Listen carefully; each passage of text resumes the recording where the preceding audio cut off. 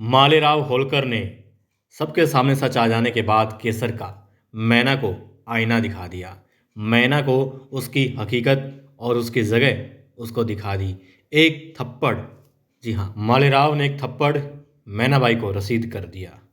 लेकिन दोस्तों, ये भी गलत है। आखिर वो पत्नी है उसकी, मगर यहाँ पर समझ नहीं आ रहा कि आखिर कौन गलत है, क्योंकि मैना गलत है, वो सही भी है। मालेराव गलत ही है, मगर थोड़ा सा सही भी है। और केसर बेचारी समझ ही नहीं पा रही है। वो ऐसी स्थिति में है और ना ही इस वक्त उसका दुख दर्द कोई समझ पा रहा है। खैर, बात ये कि अब केसर आराम से, सिर्फ दिखने में आराम से थी, मन में बहुत कुछ चल रहा था, तूफान उठा हुआ था, मगर बिस्तर पर बैठी थी।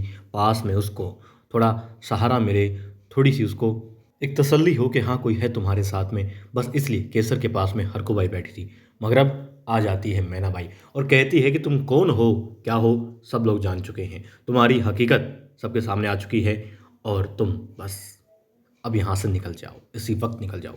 अब हरकुबाई कहती है मैनाबाई कोई बात नहीं, आराम से बात करेंगे, तुम समझो इस चीज़ को, आराम से बात करें। आराम से बात करने का अब समय जा चुका है साहब।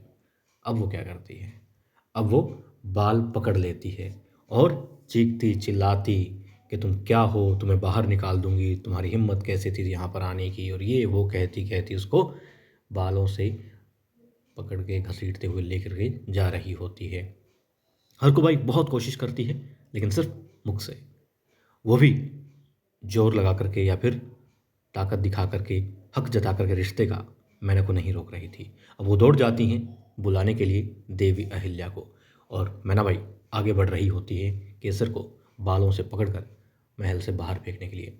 रास्ते में अब हीरो की एंट्री होती है। जी हाँ, कुछ इसी अंदाज में मालेराव आ जाता है और मैना के हाथों से केसर को छुड़वा लेता है। साथ ही तुरंत प्रभाव से एक गुस्से में था अपनी प्यार, जी हाँ, प्रेम करने वाली केसर को इस हाल में देख करके मालेराव मैनाबाई की गाल पर एक थप्पड़ मारता है और बेचारी जा करके गिरती है एक तरफ। अब थप्पड़ का दर्द तो था ही गाल पर, साथ में सीने में चुभ रही थी केसर, और वो और भी ज़्यादा फांस बनकर चुभ रही है, क्योंकि एक, जी हाँ, मैना के शब्द है, मैना के दिल की बात है कि एक नाचने वाली की बेटी के लिए अपनी पत्नी पर हाथ उठाया। गलत है, यूं भी गलत है, हर तरीके से गलत गलत है। लेकिन दोस्तों, सही इसलिए है कि यहाँ जो बात, जो पीड़ा इस वक्त केसर समझ रही है, बीत रही है उस पर, वो देवी अहिल्या के अलावा कोई और समझना नहीं चाहता। यहाँ पर अब बेचारी बहुत तकलीफ़ में है। एक स्त्री होने के नाते, एक इंसान होने के नाते मैना को समझना चाहिए था, लेकिन क्या करे, वो पत्नी भी है। वो पत्नी भी है एक ऐसे आवारा कह सकते हैं, मंचला कह सकते हैं, मालेराव की। बस उसी दुख दर्द तकलीफ़ में है वो, और इसीलिए ऐसा कदम उठाती है। वरना इससे पहले वो बहुत अच्छी रही है, हर जगह हर लिहाज से वो अच्छी ही रही है, सच्ची ही रही है।